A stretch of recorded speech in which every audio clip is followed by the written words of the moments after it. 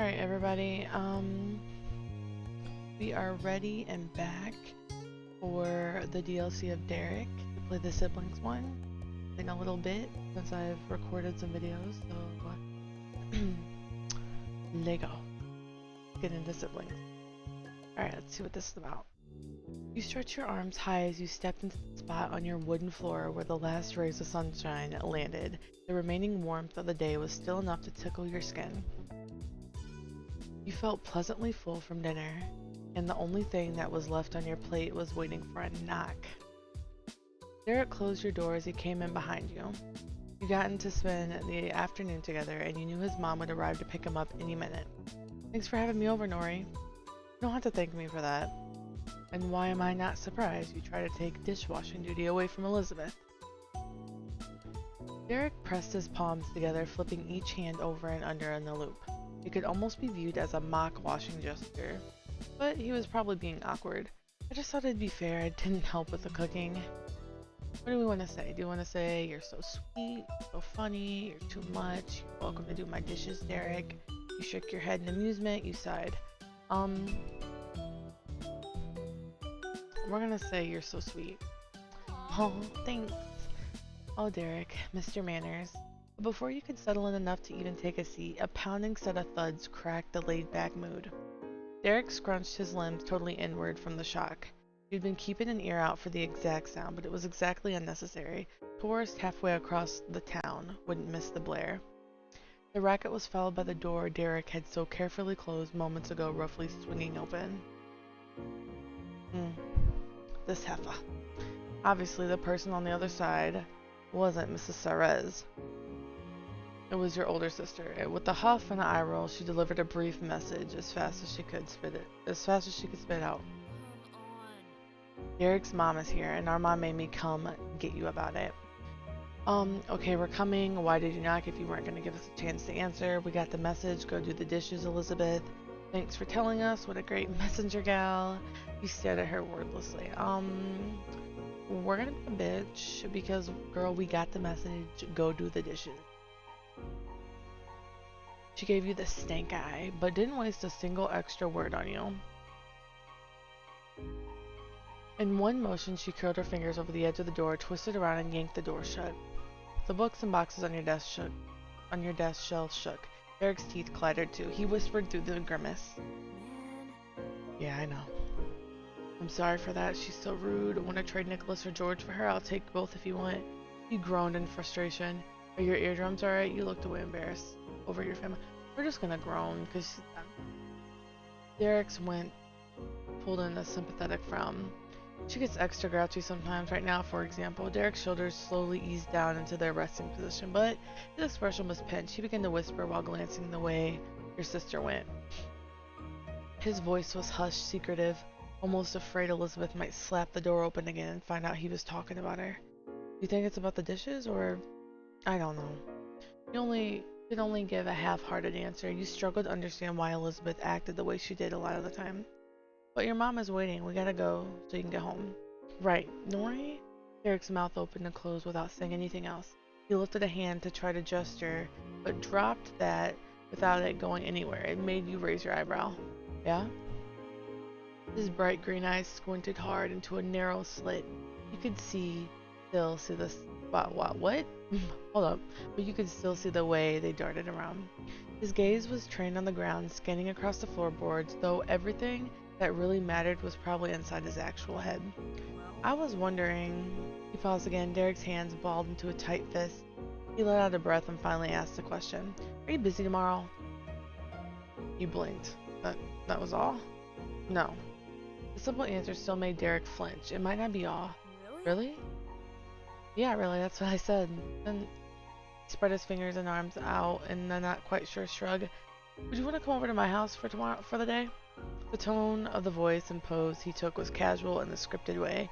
He definitely wanted you to feel like it was totally optional and no problem if you turned him down. You couldn't tell if that was the end or just another point in the process, but you were going along for the ride. I can probably do that. I'd have to ask my moms. Derek leaned in closer, slowly opening his eyes wider. Some kind of suspense was growing. Alright. He dipped his head dipped his head in tiny repetitive nods. The look on his face went distant again, the way it did when he was thinking deeply.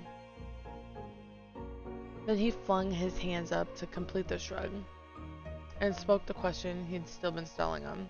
Would you want to come over tonight instead and sleep over? We could, like, camp out in the living room. It'd be fun, our own little party. Aw, interesting. Now the nervousness made sense to you. Now you were the one feeling nervous. You were completely stunned. Your confusion was compounded. You laughed. It almost tickled you. Now the nervousness made sense. I know that's pretty out of nowhere. You can't make it or don't want to, or anything. I'm totally cool with it. What do you want to say, guys? I want to. Hopefully my moms will let me. Let's do it. Yeah, but why? You nodded happily in agreement. Would your parents be able to manage that? Or I don't know, maybe. Yeah, let's do it. Awesome. Come on, we'll ask right now. Yeah, definitely. My mom is waiting for us. The two of you left your bedroom and bounded down the stairs one after another. Your warm greeting came as you hit the landing point on the first floor. Derek and Nori, your two moms and Derek's one mom, were gathered in the entryway of the living room. Derek reached a hand out towards her and waved. Hey, Mom. Hey, welcome to our house, even though you've been here for a few minutes already. After smiling at him and at you, Derek's mom turned her head over her shoulder to speak to her parents. Thank you again for taking care of him. Mom? Derek uncharacteristically broke polite decorum by interrupting his mom. It got her attention. She let him speak. I had something I want to ask you and Mrs. Cavern. Oh? What is it, sweetie? He had the attention and encouragement of all three mothers on the stage. Derek didn't beat around the bush the way he did before. I was wondering if Nora could come with us and spend the night at my house, please. He knew your moms well enough to foresee potential concerned reactions, and so Derek sped through his extra terms to make sure they heard that part before answering. We'd set up in the living room instead of my room, and my parents and brothers would still be around. People could keep an eye on us. As expected, Mom and Ma weren't instantly thrilled. They were shocked by the possibility, and while he's successful in avoiding the first obvious pitfall, your mom still had a completely different apprehension to fret about. I don't know. That's pretty last minute. You're about to walk out the door. We couldn't have Nori impose. Derek's mom stayed strangely silent. After he popped the question, she fixed a stare at her son, crossed her arms against her chest, and shook her head at him. But the shake didn't mean no. It had another meaning that maybe only a Sarez could get. Still, she smiled. We can find a place for Nori tonight. If there's no family conflict with that, and she would like to come over, of course. Both of your moms turned their faces right towards one another on instinct. They were astounded that Derek's mom didn't mind. What's the big deal? I think when I was a kid, like, if people wanted to spend the night, like, randomly, like, impulsively, like my cousins could. Huh. Mom scratched her head over it. Derek had made a huge request with no advance warning, and Mrs. Sarez had 3 children to care for already. It seemed unreasonable to her. For your ma, however, a light began to sparkle in her eyes, and when she noticed you looking, she held your gaze. Nori, do you want to go? Yeah, so much. Ma wrapped both of her arms around one of her wife's. I see. I think that would be alright just this time. Really? Your mom sputtered. She clearly hadn't gotten to that page of the script. Mom got an encouraging pat on the top of her hand for her troubles. She remained absolutely perplexed. Mouth open, eyes wide, Mom could only process enough to realize that she had become the odd mom out. She probably didn't know exactly why she was doing it, but Mom turned to look at you. Pack it up, Nori. You wouldn't want to keep them waiting. You snapped your gaze at Derek. He had done the same. The two of you shared a matching look of astoundment. It was almost identical to the gesture your moms had made with Mrs. Sarez first accepted Derek's proposition. Thank you. Thank you, Mrs. Cavern and Cavern. Thanks, Moms. Yes. No way. Thank you, thank you, thank you. Well, let's do thank you, thank you, thank you. The deal was finalized with a crisp clap from Mrs. Sarez. Pamela is right. You should get what you'll need for the night. You're coming along for the ride. I hope. Neither of you gave them time to change their minds. You ran back to your room and began to pack in a whirlwind. As you shoved clothes into a backpack, Derek hovered into the center of the room. He fidgeted with his energy that was going unused. Can you get me a spare toothbrush? There's extra for traveling in the hall closet. Gotcha. He was gone in a flash. Took only you made sure to get the basics and something you personally couldn't go without. Let's do that.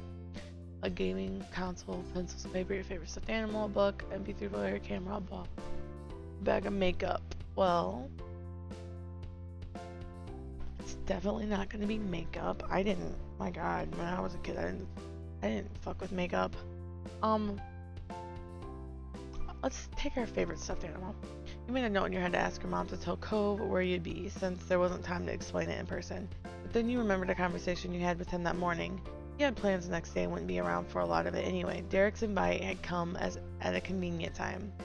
Derek returned in a sprint, a toothbrush held over his head in a triumph. With a grin, you threw it into your overnight bag. That was enough to get you by a short trip. You zipped it up, hooked it around your shoulder, and went out the door. You checked out the final requirements to leave. For the second time in a matter of minutes, you rushed down your stairs in a flurry of steps with Derek close enough that you almost stumbled into him. At the bottom, you came to stand in front of the mom group. We're ready. Good night. Perfect. Good luck, kiddos. Have a great time. Gently, rhythmically, Mom ran her hand over your hair. All her precious hopes for your safety and happiness ebbed from her fingertips into you. Take care. Good night, Nori. Take care. Night. See you. Mrs. Suarez and Derek gave their own goodbyes, and afterwards they returned to the minivan that had brought them here. And then, almost unbelievably, you slid into the vehicle with them to go on to the impromptu sleepover. The chill, the squeaky clean leather against your hands, and the persistent smell of animal cracker crumbs kept you grounded in reality. Derek bounced up against the seat, back like a kid on a roller coaster, and you clicked his belt into place for the ride back to his condo you strapped into. You never could have imagined that evening taking you down this literal metaphorical road, but you were eager to find out what had happened next. The sun continued to sink as Derek's mom drove down the highway. When you arrived at your destination, so had night. The condo complex was nicely lit and well maintained. The three of you easily made your way up to Derek's house and went right in. Slipping her set of jangly keys out a nearby wall hook, Mrs. Suarez called out in the hall from the empty living room. We're home. You braced your ears for the second sibling-caused commotion of the evening that you knew would come. Nicholas tore out of his bedroom and thundered across the floor until he had his arms gripped around his big brother's legs. Even with all the force 6-year-old Nicholas could muster, it was hardly a bump against Derek. He absorbed the impact calmly, giving his little sibling a pat on the head for his troubles. Yeah, we're back. The two remaining boys of the family came from the same room at a snail paces in comparison to the first, but soon enough Mr. Suarez and George were with you too. Welcome back. Welcome home. George rubbed a growing sleepiness from one eye. He took in the scene with undisguised confusion. Why is Nora here? Hi, I come to visit. I'm sleeping over. You looked down and waited for someone to explain. What do you mean I live here, you teased? We're just gonna let somebody else do it. Mom? She answered matter-of-factly. Nori is staying over with us tonight. George clamped his mouth shut. He might have had something to say about the spur-of-the-moment plans, but was obedient enough to not argue with his mother. Why did it matter? Why would he care? Mr. Suarez, however, had a childlike glee in his expression. Very good. Derek cut into his dad's excitement with a reply a little too soon. He had completely normal words to say, but it had been put on a fast forward. Yeah, it's great. Thanks, Dad. Anyway, we're gonna camp out in the living room. Can we borrow the tent? Derek's hands were balled into fists and held up near his collarbone, overzealously, kind of protectively. His father looked down at him with a familiar, serene expression. You knew exactly where you'd see it before, when Mr. Suarez placed his hand on top of Derek's head. He took care of Derek the same way Derek cared for Nicholas, of course. And the gesture worked the exact same charm on Derek. His shoulders relaxed, his expression softened shyly, the pounding nerves that had been building faded. Camping? Nicholas shouted without warning. The entire exchange had held no interest for the youngest one until that moment. That's right, Nico. Derek reached down and carefully placed his hands on Nicholas's shoulder to nudge him off. Nicholas went willingly, giddily, repeating the same word this time in amazed confirmation rather than a question. Camping! With a thumbs up, Derek stood tall. The plan was in motion. Nori, you can put your bag down and sit if you want to. I'll go grab some other stuff. When moving past you, Derek took a second to lean in and whisper a lighthearted reassurance. It's okay. The little bros will go to bed before we do, and Mom is going to be watching them till tomorrow. You're not going to have to babysit the whole time again. Okay, cool. The whole group broke off into 3 sets. Derek ran to his room with Nicholas right on his heels, while Mr. and Mrs. Suarez left the space to the kids, returning to their own bedroom. You and George stayed where you were. George shuffled over to the kitchen counter, counter to sit on a bar stool. He wasn't helping, but he wasn't getting in the way.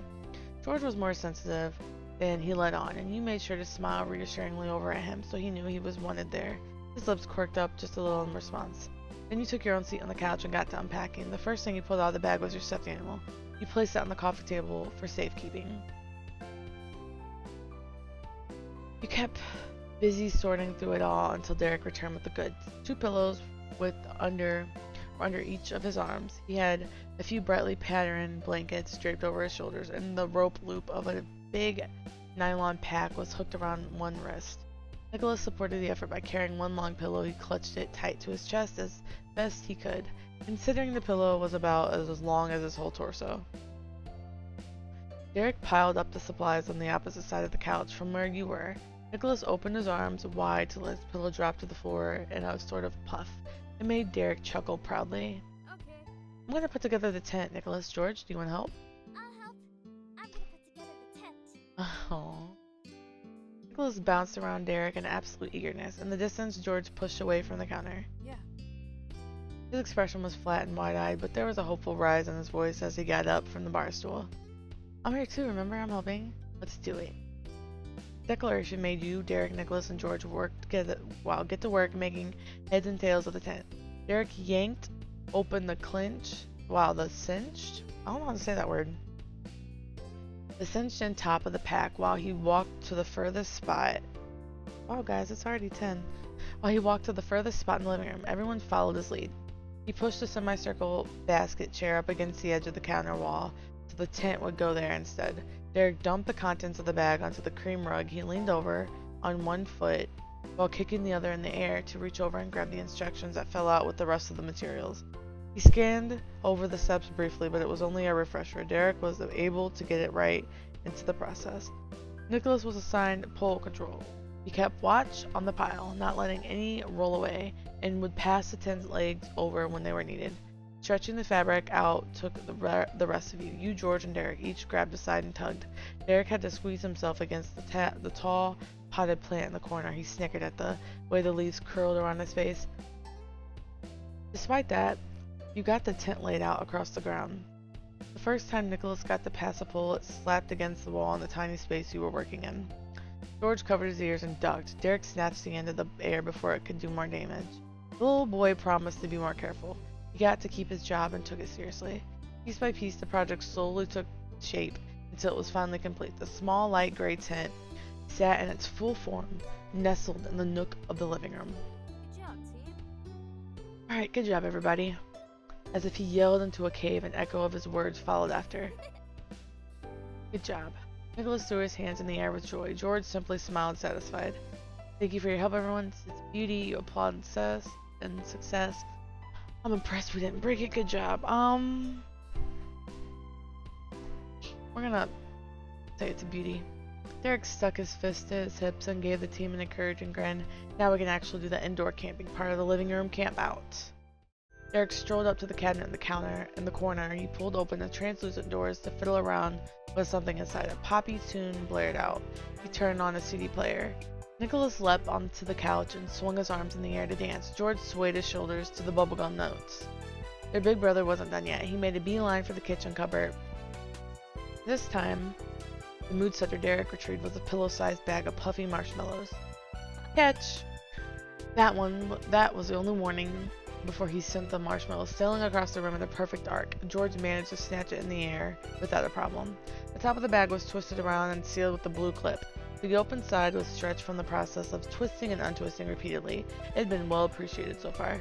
George undid the clip and set it aside on the coffee table, his tongue pressed against the corner of his lips as he dug his hand deep into the bag just for the right one.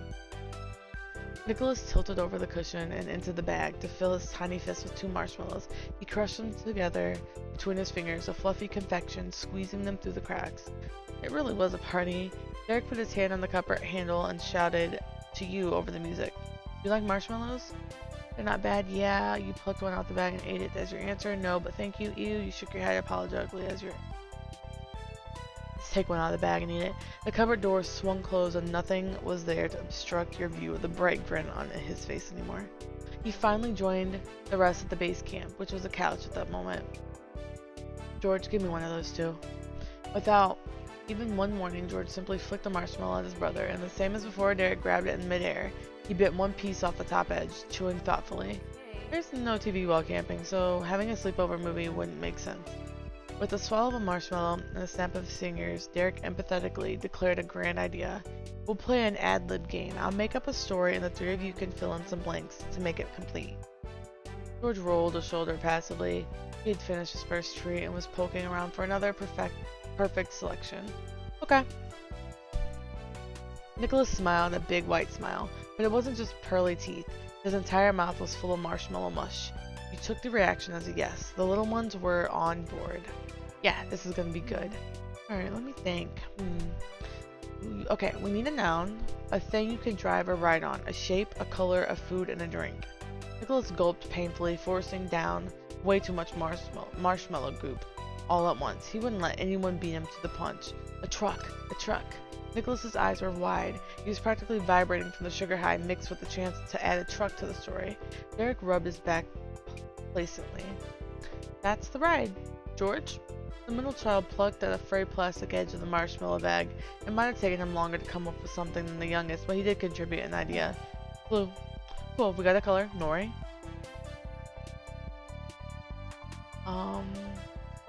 Oh, my bad. The noun is, for the food it's the drink, the shape. Don't worry about me, let them choose. You quietly shook your head. The noun will play. Type in the noun. Oh god, the cat. Gotcha.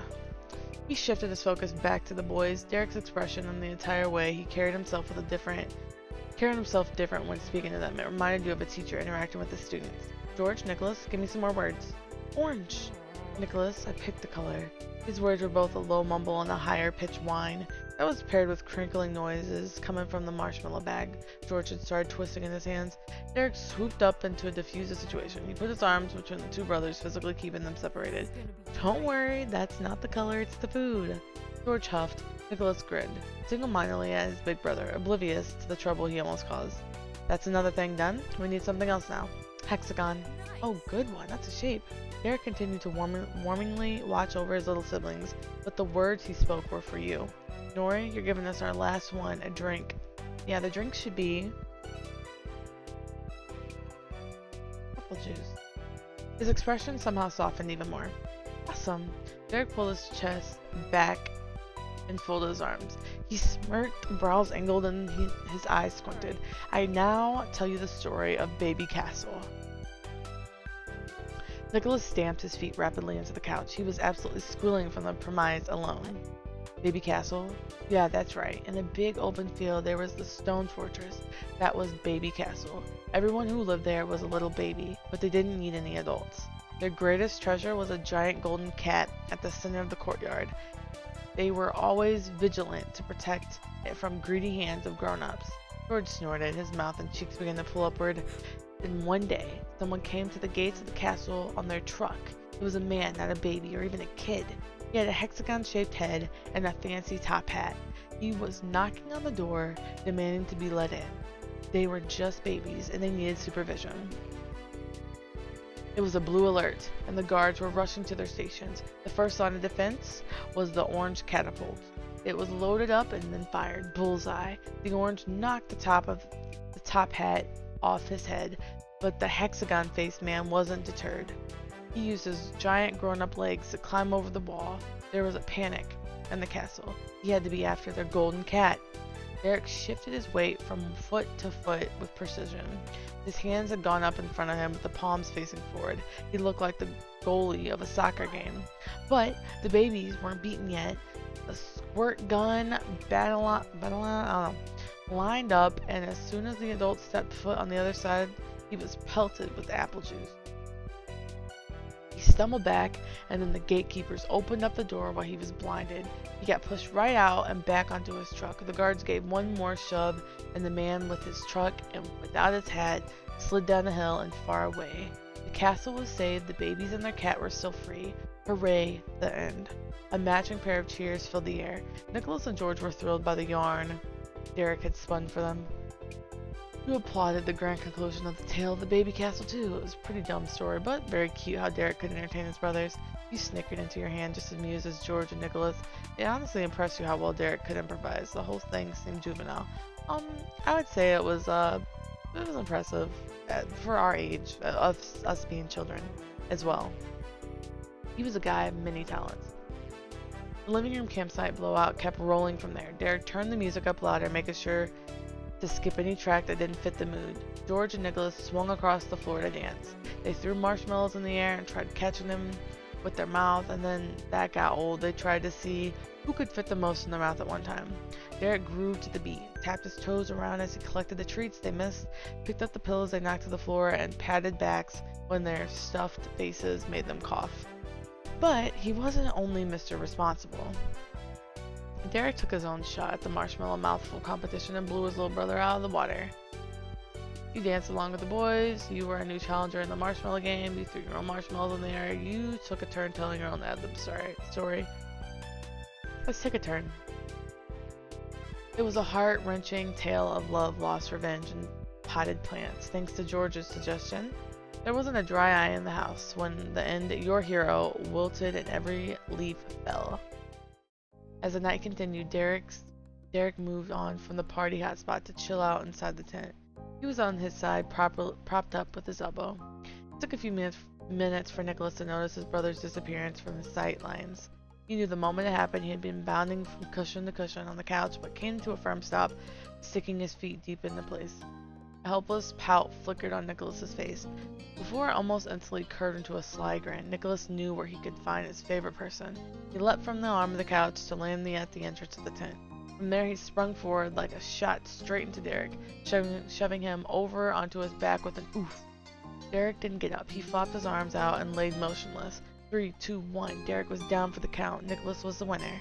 Claiming his victory, Nicholas curled up on Derek's flattened chest. He had tuckered himself out. You sat stretched out on the blanket inside the tent. You sat balled up on the blanket inside the tent. You laid down on the blanket inside the tent. You sat stretched out on the floor near the tent. You sat... Okay,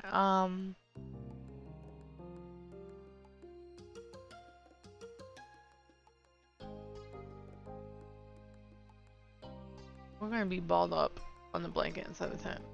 George wandered over to sit down cross-legged. He had one shoulder in the tent, and the rest of him was out. Derek's eyes drooped closed, and he heaved a satisfied sigh. I'm too old to keep up with you bros. You can party way harder than me. He could still muster enough energy to move a hand over his brother's fluffy marshmallow speckled hair. The little boy snuggled his cheek into Derek's jersey even more. Still cross-legged, George took a hold of his ankles and rocked himself gently back and forward. The childlike position conflicted how contemplative his next words were. I wonder what things will be like when we really are older. The brother with the most days behind him smiled softly with his eyes remained shut. That's easy. 10 years from now, I'm going to be a famous athlete. Nicholas will obviously be the cheer captain at all my games. Derek earned a squealing giggle from Nicholas. He even kicked a leg out like a puppy who got a tummy scratch. George, you'll be my career manager. George stopped his movement, sitting a little taller. A smile pulled at the edges of his mouth. Obviously. Nora will be there too. That perked your own interest. Yeah, I'll be on the same sports team, whatever it is. I'll be Derek's trophy wife. I would. What would I be doing? Oh yeah? I'll be on the competing team, whatever it is. I'll take care of the merchandising. You waited for me to keep going. I'll be your trophy wife. Derek coughed unintentionally as soon as you said your contribution to the master plan, but he rolled with it. Right, it's the best trophy I ever won. Top on the shelf. Then his voice drifted off quietly, and the four of us would all be neighbors. Your heart skipped a beat. He wanted to live next to you. He wanted you to be a part of his future. I know, that's sweet. Derek, George, and Nicholas, you glanced at each of their faces and felt glad you got to be here. You went to different schools, lived in different towns, had different families, but sometimes you were able to share your worlds with each other. And maybe someday Derek's story would come true and you'd be even closer. But that time wasn't now and all too soon. Suarez's parents reappeared to take their younger children off for bed in their own room. Despite nearing being asleep already, Nicholas grasped Derek's shirt when his dad reached in to pick him up. Derek kept one of his hands on Nicholas's head and pressed the other against the floor, slowly shifting into the sitting position. Nicholas's vice-like grip made it easy to do without either of them falling. When he was upright, Derek collected his little brother in his arms fully and shuffled out the tent. This is pretty cool, huh, Nico? Usually I'm all the way in my room, but tomorrow all you have to do is open the door, look down the hall, and I'll be there. Derek whispered soothingly on the path to the back bedroom, putting to bed not just the delicate bundle he carried, but also the likely resistant the boy would have put up. George trailed behind his other brothers. He didn't need the extra help, but Derek stood in place. He didn't move until the middle one come up by his side. Altogether, the three Saras' sons went through the door. He waited in the living room quietly. Maybe a minute or two passed before Derek switched off from with his parents. He came out empty-handed and they went in. He took wide, tiptoeing steps over to the campsite. His sleepiness from the before was wiped away by a second wind of excitement. Derek made it back to the tent and put a hand to his mouth, watching Hall like hawk for any sign of his family. It's all good. We gotta change into our pajamas, but we don't have to go to sleep for real. Shit, I don't know, I'm tired. You got to your feet, his eagerness rubbing off on you. The both of you quietly bustled between the bathroom and living room, finishing all last-minute prep. Derek's parents lingered at the edge of the hallway until both of you and Derek were completely set. PJs on, teeth brushed, the works. Good night, Derek and Nori. Sleep well, enjoy the gray outdoors of the living room. Night, Mom. Night, Dad. Good night, night, good night. Don't let the bed bugs bite. Just wave at the...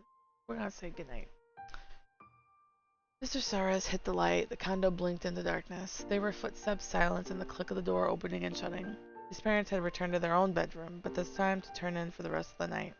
With the opening and intermission over, part 2 of Derek and Nori at home adventure out could begin. Derek went from sitting up perfectly straight, ready for some non-existent interview, to dropping forward onto his stomach. He squirmed around using his elbows. The effort fluttered the tent and the blankets, making a soft crinkling sound. When he had positioned himself facing you, Derek rested his head against the top of his fist. He grinned keenly. The rest of his family might have been right across the condo, but this was still the first chance to talk just between yourselves since the sleepover started. You've been waiting for it. Aww. Hey, Nori. His cheeks lifted high enough to push up the bottom of his eyes as he whispered with a childlike sense of secret sharing. I was wondering, if you were being completely serious, what would you want to be doing in the future? Do you have, I don't know, a goal or a dream? Yeah, I do. No, not really. You nodded without a word. You shook your head. My dream is exactly what you were saying before. I'm serious about that.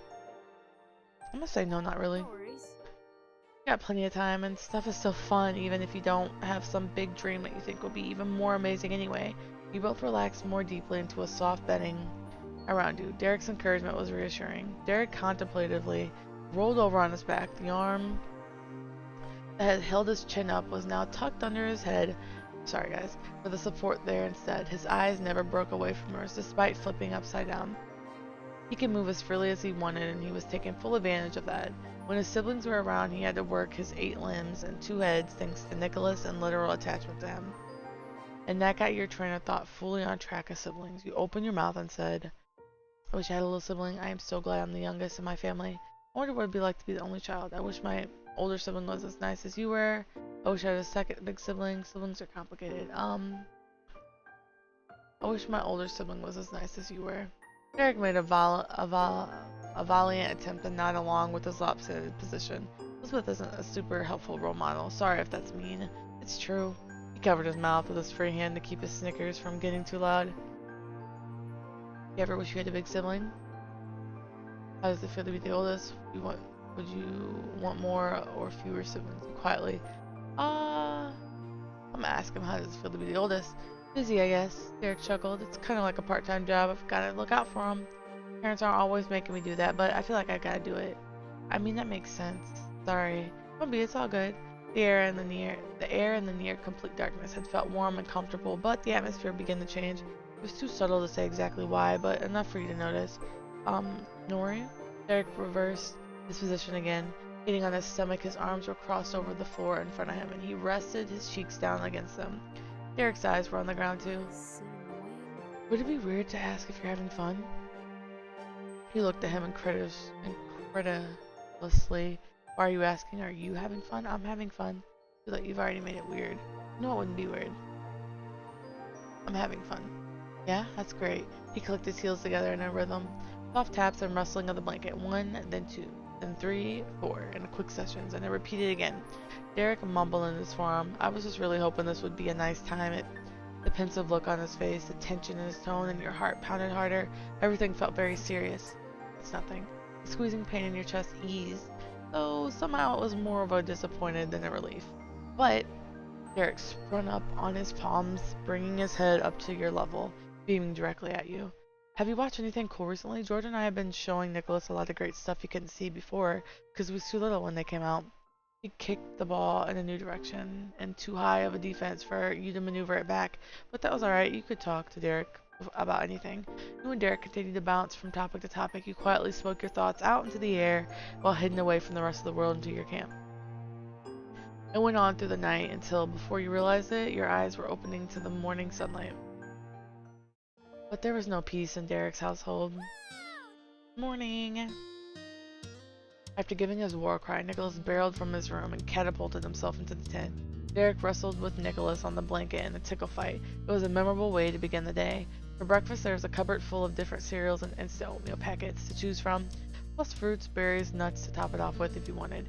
Each bowl was prepared to its owner's specifications, either by themselves or by Mrs. Suarez, for those too little to reach everything. You got fruity cereal, chocolate cereal, cereal with marshmallows, plain cereal, plain oatmeal, strawberries with cream oatmeal, maple oatmeal, cinnamon oatmeal, peach oatmeal, apple. I'm gonna do strawberry and cream oatmeal. And you added blueberries, raspberries, blackberries, strawberries, coconut shreds. That's all you got. Walnuts, almond slices, peanut butter. I'm gonna add raspberries, blackberries. That's it. You glance down the hallway, expecting Derek's dad to come join the family soon, but Mrs. Suarez lets you know that Mr. Suarez very sneakily went past you a couple hours ago when you were sleeping. Derek swallowed a spoonful of peach oatmeal with blueberries to know how his dad had to commute. Derek's mom nodded before moving to conversation forward.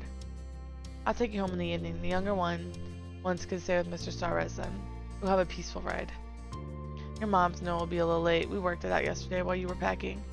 I'll be out running errands until then. I will be bringing the kids. You two can enjoy your time however you choose. Is that fun? Oh my god, guys. Derek stuck his spoon towards the ceiling and gave you a thumbs up from his bar stool. Peachy. Derek put his other fist on the counter, double thumbs up.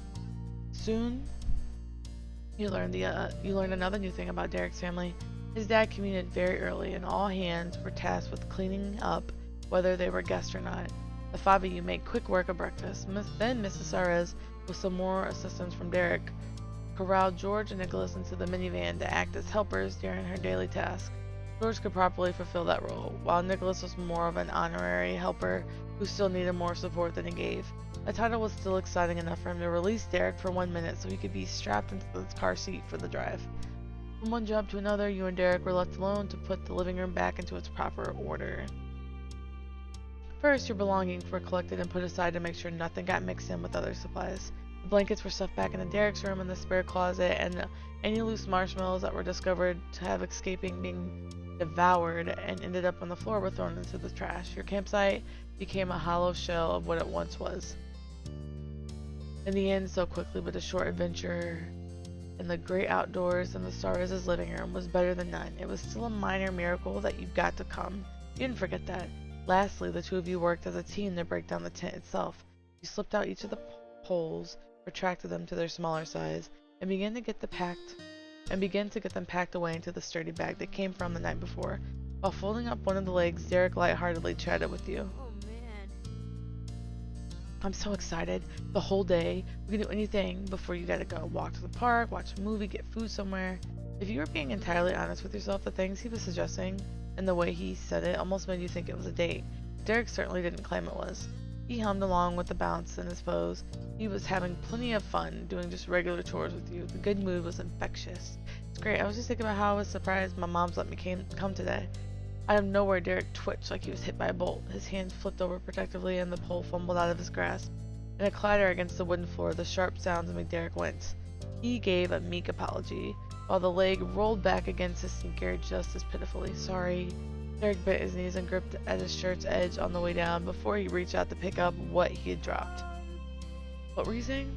That was pretty off. He didn't miss the blaring sign complete with warning sounds that something was up, but he obviously wasn't comfortable, so he tried to let it go. I was just talking with my moms usually. They're really strict about sleepovers. I can't do it out of nowhere. It has to be planned. Having it be at camp out of the living room and must have helped a lot. He gave a bit of a shrug and scanned around for another piece to put away. I'm gonna have to keep that trick in mind. Oh yeah, that makes sense. They are like that. Derek fiddled uselessly with the dark gray rubber foot at the end of the pole. He was pretending to keep busy. You wondered if he remembered what the two of you were supposed to be busy with. It wasn't going away, whether you ignored it or not. Did you think they didn't like you, or that I meant something else? No, forget it. It's dumb. It doesn't matter. He threw the words at you. It was his final and way harsher than you expected from Derek. The sharp edge of it wasn't for you. The part was directed towards himself. You'd never slept over at his house before. That had been your guess for why it might have been a little awkward. There was clearly more to it. You frowned. I don't care if it's dumb, I want to know. His brows angled at the same time, a tight bend formed into the tent leg. The way he twisted it between his hands was too much for the thin piece of pole. He didn't say a word. You can always talk to me about things, you know. You spoke confidently. Derek, this isn't funny. Tell me what's happening, you said firmly. You gave him an encouraging smile. You stared impatiently, tapping your foot to express further frustration. I'm gonna tell him he can always talk to us about things, in a comforting tone. He sealed his eyes tight and dropped the leg on purpose this time. Despite all the effort it took him to ask you to come in the first place, that paled in comparison to this. Suddenly it seemed like he wished you were anywhere but right here. I can't tell you. Derek's voice was an impotent whisper. You'll think I'm the most annoying guy in the world. I am the most annoying guy in the world. It was such a bad idea. It was sneaky and judgy. I shouldn't have bugged you, but I already did. It's too late. What the fuck? Derek's posture pulled closer and closer together as he spoke. His fist tapped against the front of his chest and his knees bent inward, and the pressure building inside was exerting a real force on him. What if you don't want to be friends anymore? The last part almost disappeared before you had a chance to hear it. He looked small and lost. Alright, seriously now. Spit it out. Your reassurance flipped to annoyance. I just don't understand why. What's wrong? Derek, please, I don't want you to feel bad. That's never gonna happen. I'll always be your friend. That's never gonna happen. The tension kept compounding, causing cracks where more words would slip through. I had a reason why I invited you, and when I did, why it needed to be now. Yeah? Even though his eyes creaked open, Derek wasn't looking at you, but finally he sucked in a breath and took the plunge. Nori, today is Father's Day. Your jaw dropped. You had completely forgotten that was today. You knew what day it was, but couldn't have guessed that was Derek's motivation. I guess we're gonna pick that. You could put it together immediately, and though you were still stunned, you could put it into words. You thought I was gonna be sad because it's Father's Day and I don't have a dad? Derek lowered his head and pressed his shoulders up to his ears, trying to hide it from the sound of it. I wasn't thinking for sure that you'd be sad, but I didn't know how you were gonna feel about any of it, and that's what was chewing at me. Derek poured out words, one after another, trying to explain himself and the conflicting feelings he had bottled up the entire time. The floodgates had been opened. It's not like I was around last year when this happened. I couldn't help wondering if it was a normal thing or a good time or a low point or whatever. But I don't live in the Sunset Bird. I can't walk on over like it's nothing to check. I had to come up with something other than a dumb way to be around. Derek speaking paced slow, but his blinks picked up speed. His rapid flow of words went from explanation to astonishment. It was enough for him to choke on. But that's stupid, because if you actually wanted me to be anywhere near you today, you could have asked yourself. And your moms are great, better than most dads. And you got Elizabeth, too. Sorry. I shouldn't have made a whole big thing out of it because I made up something in my head. I'm sorry. I'm really sorry. And then it went from bone dry into silence. Derek dropped his arms to his sides in defeat. He could only look at you out of the corner of his eyes. Knowing Derek viewed things that way was strange. You weren't sure how to feel. It was infuriating that he had butt into your family. You shifted uncomfortably under his gaze. It wasn't something you asked for. You didn't feel good about the day, but you had Derek there the whole time. You were grateful. Poor kid, his seriousness about something like that was hilarious. He's such a sweet guy. I think that's strange. You teared up, you clenched your fist, you covered your face with your hands, you turned away from me, you stood there in a daze. We're gonna stand there in a daze. Your thoughts were swimming in the emotional mess he had dumped on you. Derek's caution turned to concern. Nori, your name said, with his voice sound like a soccer ball smashing through a window, absolutely shattering. Sorry we can't all have a great dad like you. Yeah, that is dumb and you are annoying. You're terrible. Why would you think that matters to me at all? I don't have to have a dad. He glared at him. Yeah, we're gonna say that. Yeah. I know, you're right. He shrunk in front of you, his head and shoulders slumped over shamefully. I should have just asked you and listened to whatever you said, or accepted it if you didn't want to tell me. I shouldn't have creepily made you come to my house so I could watch you to see if maybe I could figure it out without having the normal conversation. I'm sorry. Derek did the only thing he could do to get even smaller. He crouched down to the floor. You sat too, feeling yourself start to cool off. You sat too, still mad, think about it'd be pointless to stand there. You stayed standing and angry. You stayed standing, but you could feel your steam starting to fade. We'll sit down. He tucked his legs up against his chest and gripped at the fabrics of his jeans. Derek murmured helplessly. Maybe. Would you maybe still want to talk to me? I'll just listen. What the fuck? You took a breath through your nose, settling yourself and tried to speak with a tone that wasn't completely crushing. He was low enough already. I was kinda sad, but that doesn't mean you're right. Father's Day usually is terrible. This didn't make it better. I knew it was a holiday, but I wasn't trying to think about it. I noticed what's going on in the world enough to remember it was today I didn't care. Yeah, we didn't care. But me not caring doesn't mean it's now okay that you bothered me about it. Derek stared distantly at nothing. His eyes had none of the shine you were familiar with. I really messed up. He bit his lip and stopped talking. He was trying to listen and felt as though he ruined that plan too. Derek waited there on the floor, silently, still curled up in a ball. If there was more you needed to tell him, he wasn't going to miss it. What's it like having a dad? Is it different to how it's like with your mom? Did doing this mess up celebrating Father's Day for your own family? I'm glad I've got two moms. Honestly, I feel a little bit like I do have a dad because of Mr. Holden. I wish I had a dad like yours. Did doing this mess up so yeah. No way. He slapped the palm against the hardwood floor that made the outburst even more startling. Eric stared at you with a complete seriousness. All he'd want is getting a card sometime, and my bros might get him a little kid kind of gift, a flower from the park or a Lego guy or something. You being here too is for sure not gonna run it. Don't worry about that. Dad only wants to party all day on birthdays, but you can still come to those anyways. That's good. Nothing would have made you feel worse than having Derek throw away his family's celebration to try to give you one. But it was easy to believe what he said. He wasn't placing you. Derek wasn't a liar, even if sometimes he didn't tell you every thought and feeling in his head. I'm glad. We don't have to say anything else. Your thoughts drifted away from Derek and even from you. They floated across the condo on the window and off into the vast summer sky. As a silence settled between you, Derek plucked at his shoelaces and chewed on the inside of his cheek uncomfortably. When you felt the need to fix everything or make it all better, it was a major hitch when it was not your problem to solve. The air conditioner weird word in the background. Through your fuzzy feeling mind's eyes, you could picture your moms and your big sister. Then your brain and your body suddenly snapped together in all full focus. Wait, what about Elizabeth? The mention of her name got the same instant reaction from Derek that you just experienced. His eyes lifted, his mouth opened soundlessly into a small O. She acts like she's over everything, but I think I remember back when we were little kids, she would get mad on Father's Day. Maybe that's why she was so aggressive yesterday. She didn't have friends who were coming over or anything, and Mom's had to work. And now I'm gone too. Derek looked hard at the front door. Was he expecting her to walk through it, or was he planning on running over to Sunset Bird to check? You had no idea. I thought there might have been a chance of that. It worried you. She was totally alone. You were upset. You were stuck out here. That was a horrible realization. You abandoned your sister. You tried to consider the possibilities as best you could. You shrugged it off. It was her problem. If there was even a problem. Yeah, we don't care. Hey, we could call her. I'll do it if you feel too weird about it. I guess I'll call her. If you want to call her, you can, but I'm not. You'd actually be like, yeah, we're not doing that. Yeah, well. Derek unfurled himself, got off the floor, and trotted into the hallway with purpose. Mounted right there in the living room, narrowed into a hallway, set against the front wall was an off-white telephone. The telephone at your house was wireless. Derek had an elastic looped line that kept the receiver from going more than a couple feet away from its base. Visions of Nicholas launching a cordless phone into the air purely for his own entertainment made their way across your mind.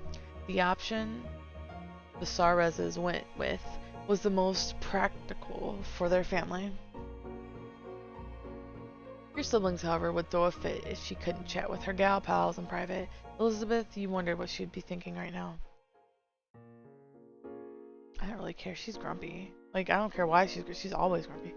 But you wouldn't have to imagine for longer. Derek didn't waste any time punching in your number. He had it memorized. There had been many times in the past Derek used to use that very device to call your house so that the two of you could chat about your lives and make plans and whatever else.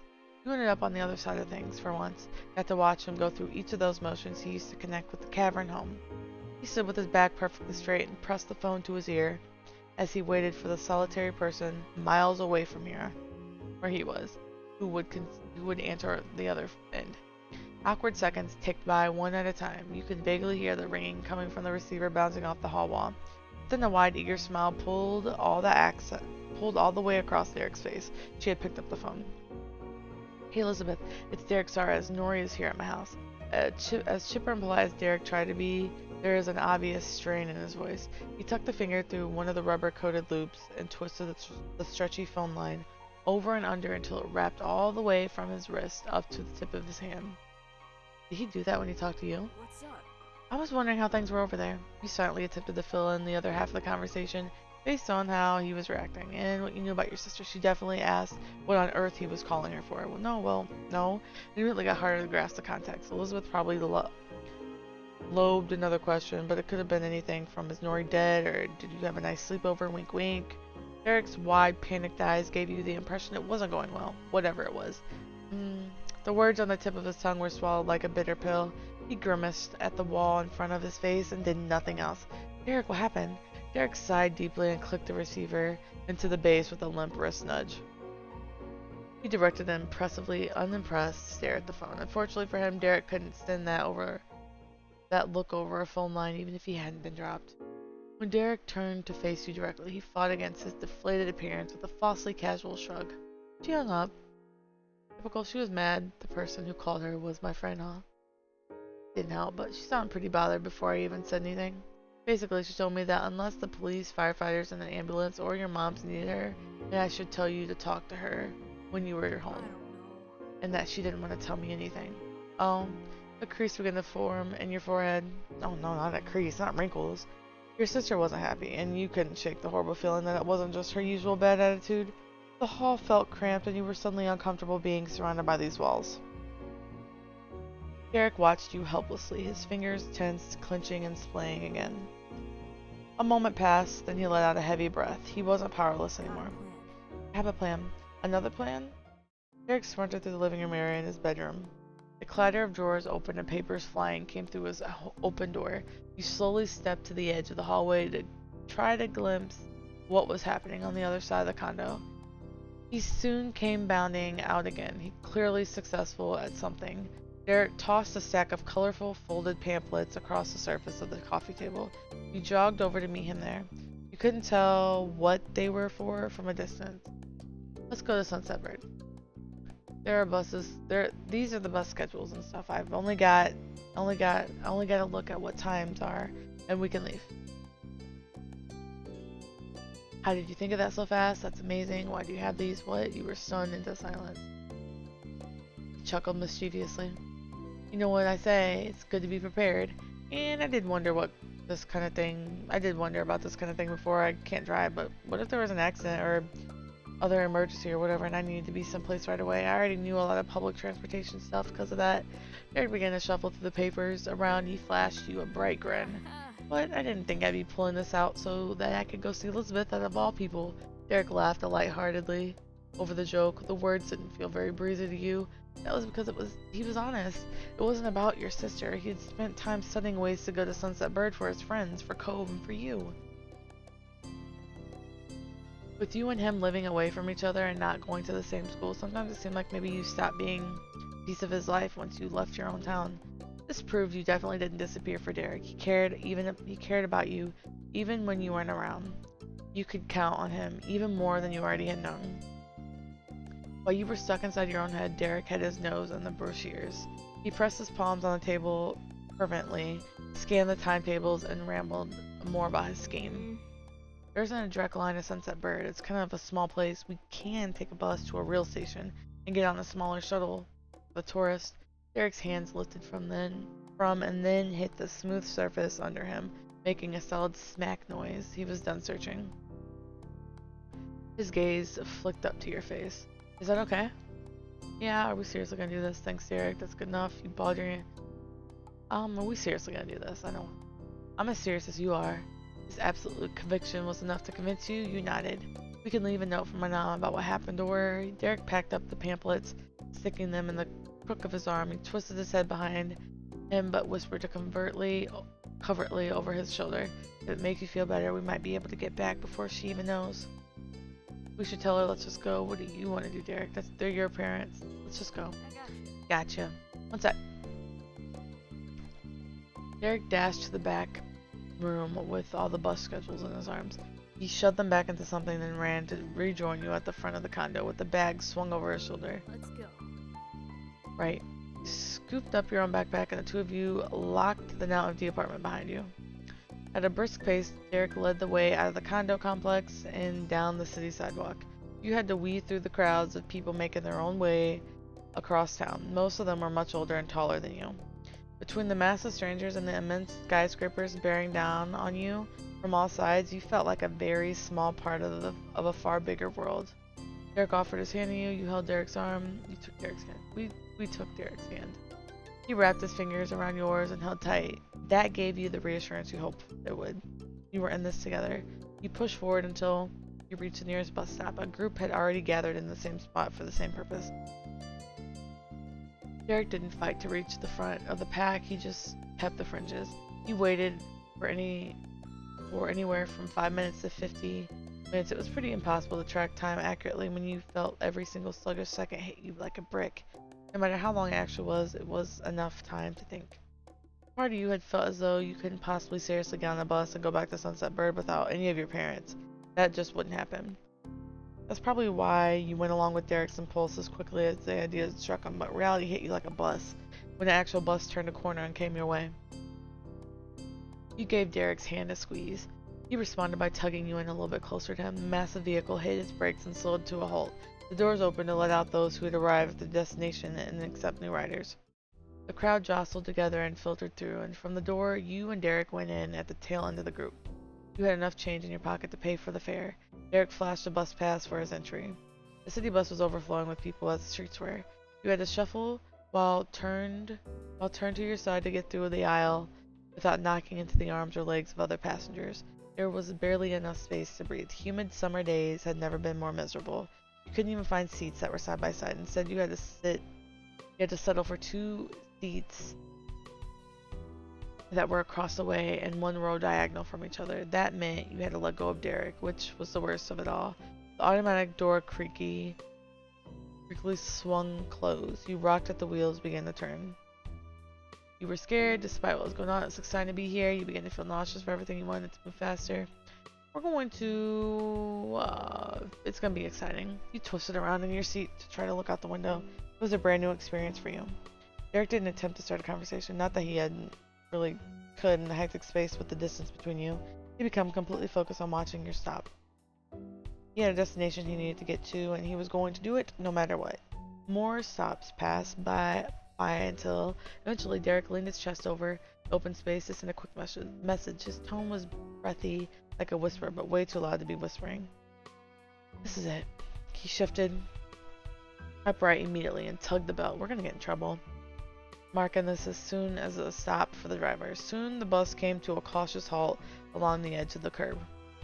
Once a full stop, the doors popped open and you repeated the awkward shimmy through the aisle so you could exit. When your feet landed on the cracked ground, you exhaled in satisfaction. You've made it. This is really good. On Derek's first step into the station, he pulled one of the brochures out of his pocket and flipped it open. He must have kept this single pamphlet with the necessary details when packing the rest of the collection away. Derek was prepared as always. He held it up to his face, mapping out the station and using the guide like a treasure hunter. You wandered around the wide open floor plan, searching up and down for the section where shuttles were loaded passengers. You were the first to spot the one vehicle headed towards the tiny tourist town. It made you stop in place. Derek, yeah? At the sound of his name, he lifted his face up above the station map and saw what you saw. Oh, the shuttle was barely 1/4 the size of the bus. It was a glorified van. You only recognized it for what it was thanks to the unusual pale orange paint job and also the word shuttle painted in the blue across the door. He tucked the bus schedule pamphlet into his back pocket and gave you a thumbs up. Okay, guys. This has been long enough. I'm sleepy. We will finish this in a little bit. I just have to cut it into 2 parts. Thank you guys for listening, and we'll be back.